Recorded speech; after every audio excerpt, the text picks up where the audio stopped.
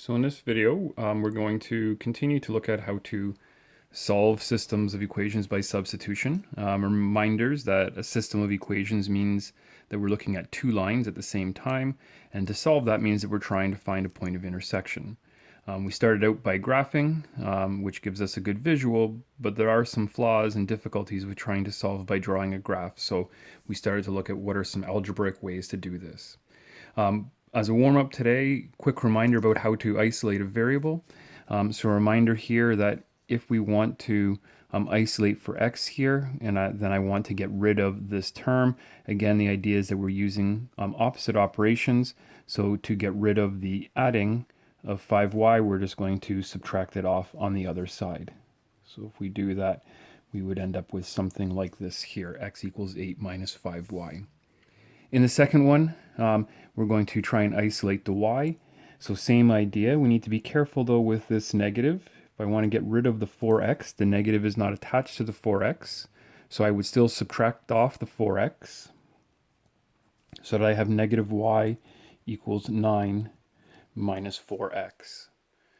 Now we got to be careful here also that we don't stop at this point because we don't have the y isolated, we still have a coefficient. Reminder that that negative is like having a coefficient of -1. So if I want to get rid of that -1, then I need to go all the way through and divide each term by -1. If I divide that out here, we would end up with the y by itself. If I divide 9 by -1, I would get -9. And then again, being really careful with the signs here, -4 divided by -1 would give us plus 4x. And now we have the y by itself. The reason that we're reviewing this just quickly is that a reminder that if I want to solve by substitution, I have to have an isolated variable like what we've done here. In the questions we were trying on Friday, each of the equations already had at least one of the variables being isolated so that we were ready to substitute that equation into the other. If you look at the examples here today, you'll notice that neither of these have a variable that is isolated. So we can still solve by substitution, but our first step is going to be to isolate a variable so we can do that substitution. So for good form, again, I'm always going to number my two equations. And now I'm going to isolate a variable. So if I look through the four variables, I'm looking like we did up here, where if I have a variable that is by itself, in other words, it doesn't have a coefficient on it, it makes it very easy to isolate. So if I look through these two equations here, I'm going to say, well, that will be the easiest variable to isolate. So to make this method work, that's what we need to do first, is I need to get that variable by itself. So this is how I would typically write it. I just write a little arrow to the side, and the same steps that we did up here, I'm going to do that here as well. So to get that x by itself, I'm going to rearrange the equation. So if I want to get rid of the subtracting 2, then I'm going to add the 2y there on the other side. Now, as we rearrange the equation, for good form in these questions, whenever I change an equation, what we do is we renumber that equation. So I'm going to say, well, now I'm going to call that equation 3, even though it's the same line. The numbering now lets me refer to this new form. And if we go back to our last lesson, then here is the idea. Wherever I have an isolated variable, I can sub this equation. So in place of the x, I can sub that into our other equation. And for good form, then, I'm going to tell my reader that's what I'm doing. So I'm going to take equation 3, our new equation, and I'm going to sub that into equation 2. So in place of the x, I'm now going to sub in this expression. So we start with the 5, replacing the x, so we get rid of it, and I'm going to sub in then 2 plus 2y. And then I just continue with this equation, minus 9y equals 12. So there's our first substitution, and this should look a lot like what we did in our last note. The only new piece today is that I first have to isolate the variable so that we can do that substitution step. I then expand out the brackets, so 10 plus 10y minus 9y equals 12. Collecting my like terms, I have 10 plus y equals 12, and then isolating that y, I'm going to subtract off the 10 from both sides so that y is 2. That gives us the first half of our point of intersection. Okay, in other words, there is our y coordinate. So the y coordinate of the point of intersection. Remember that once I have that first half, then I'm going to do a second substitution. I'm going to take that value, so I'm going to take y is 2, and at this point we can sub it back into either of the two lines since they are both going to have the same point of intersection. So I know the y coordinate for the point of intersection, we're trying to find the x coordinate. Here's the nice part, is that we can actually use the original two equations, or I can also now use this new version where we've rearranged the equation. And if I'm going to be trying to solve for x, this is actually going to be the easiest equation to use. You're welcome to use whatever equation you want, but if we catch this, then the work ends up being just a little bit easier. So I'm going to say, let's sub that into equation 3. If we do that, we end up with x equals 2 plus 2 times 2, or x equals 6. And now we have our x coordinate.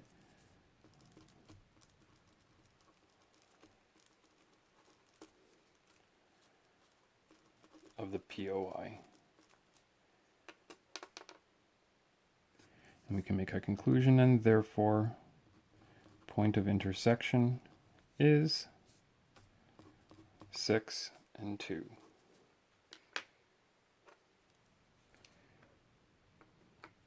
If we take a look at our second example, again, my first step, I'm going to number the two equations. And I'm looking for where is the easiest variable to isolate. And again, what we're looking for is a variable that does not have a coefficient. So x was really easy to isolate here because it didn't have a coefficient, where the other three variables all had a coefficient. Here, if I look through my variables, we're using a's and b's instead of x and y's. That's fine. If I look at this term right here, this will be the easiest one for me to isolate since it does not have a coefficient like the other three variables have. So for a good form, all I do is I just point an arrow to the side and I start to rearrange. Again, I want to get rid of, if I'm trying to isolate for the b, I want to get rid of the 3a, so I'm going to subtract that off. So I'm going to have negative b equals 4 minus 3a. And then this is where we have to be careful because we still have to get rid of this negative like we did in the example up above. So to do that, I'm going to divide all the terms by negative 1. If I divide the first term by negative 1, I get b. 4 divided by negative 1 will give us negative 4, and negative 3 divided by negative 1 will give us plus 3a. As we finish rearranging this equation, then for good form, I'm going to number it so that I can refer to this line. This is now where we have our variable isolated. Okay, we have b by itself, which means that I can replace b with this stuff here. So again, for good form, I'm now going to tell my reader I am going to sub equation 3 into equation 2. Okay, I always want to take this line. Remember that equation 1, or line 1 and line 3 is the same line, just written in a different way. So I want to take this line and I want to sub that into the other line. So in place of the b, I'm now going to put this expression here. So in equation 2, we start with 2a plus 2. In place of the b, we will sub in then negative 4 plus 3a, and then I have minus 16 equals 0. Notice that this equation does look a little bit different than other ones we've looked at here. We have all three terms on the left-hand side equals 0. Doesn't really matter what the form of the line is. For this method to work, really all we're looking for is, can I get a variable by itself, and then I can sub that into the other equation. At this point, if I want to solve then, I'm going to expand out those brackets. So if we do that, we will get negative 8 plus 6a minus 16 equals 0. We can actually collect our like terms together here. I have then 8a and minus 8 minus 16, so minus 24 equals 0. Isolating for the a, I'm going to add 24 to both sides. So if I add 24 here, that's gone. If I add 24 on this side, I will have 24. Dividing both sides by 8, we have a is 3. Again, we're halfway through the point of intersection. To find our other half, I'm going to take this answer. So I'm going to say sub a is 3 and we can sub it back in again to any of the three equations that we have. If you have a spot where the variable is isolated, that's usually the easiest place to sub it in, or again though, I can sub it into any one of those and I will get the correct answer. So I'm going to choose to sub that into equation 3 where b is already isolated and say b equals -4 plus 3 times 3, or -4 plus 9, which gives us an answer of 5. Therefore, our point of intersection is, okay, in this case, because we don't have x and y's, typically what we do is we put the variables in alphabetical order. So I'm going to write this as a first and b second, and you can do that with any letters if we don't have x and y. So my point of intersection then will be the point 3, 5. Okay. The very bottom of the note then, I just want to make a note here. Okay, I've said it a couple times as we were isolating, but here's the big idea for today's note. Okay, is that we will isolate the variable that doesn't have a coefficient.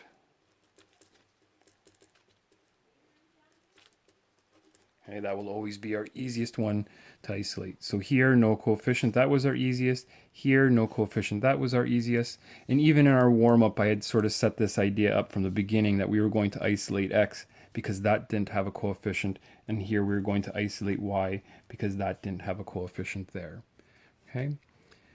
There's some practice questions for you to try. Okay, give it a shot, see how it goes. If you have any questions, please let me know. Have a good day, everyone.